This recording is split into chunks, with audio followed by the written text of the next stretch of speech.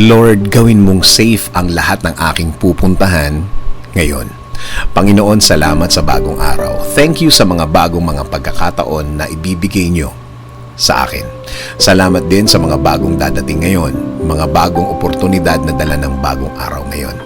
At isa na namang pagkakataon na maranasan ang presensya ninyo, Lord. Panginoon, sa paglabas ko sa labas ng aming bahay ngayon, ingatan mo po ako, ilayo mo ako sa mga disgrasya. Ilayo mo ako sa mga delikadong pangyayari. Gawin mong safe ang lahat ng aking dadaanan. Gawin mong ligtas ang aking mga kausap. Huwag mong hayaang mangyari ang mga masasamang plano ng mga tao laban sa amin. Protektahan mo kami sa mga pagkakataon na ito. Please send your angels to guard us all throughout the day, Lord. Make our day blessed. Ikaw na din po ang bahala, Lord, sa lahat ng aking lakad at mga aasikasuhin sa araw na ito. Iligay mo po ang mga taong tutulong at magbibigay ng suporta sa akin, sa aking way. Gawin mo silang instrumento sa pagbibigay ng mga magagandang bagay sa aking mga gagawin ngayon, Lord. Lord, i-bless niyo din po ang lahat ng driver sa lahat ng daan ngayon. Gawin niyo po silang matalinong mga driver.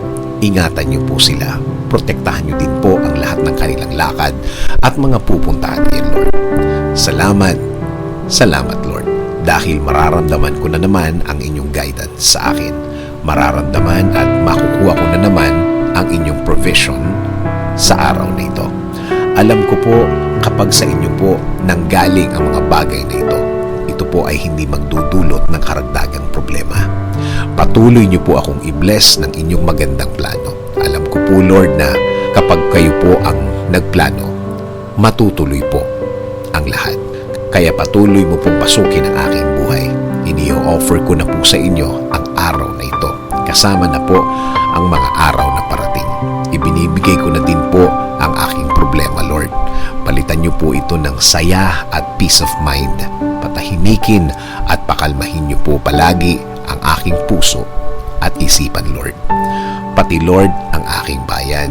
I-lead niyo po ito sa isang maayos at magandang pamamalakad. Patuloy niyo pong i-bless ang mga namumuno sa amin, Lord.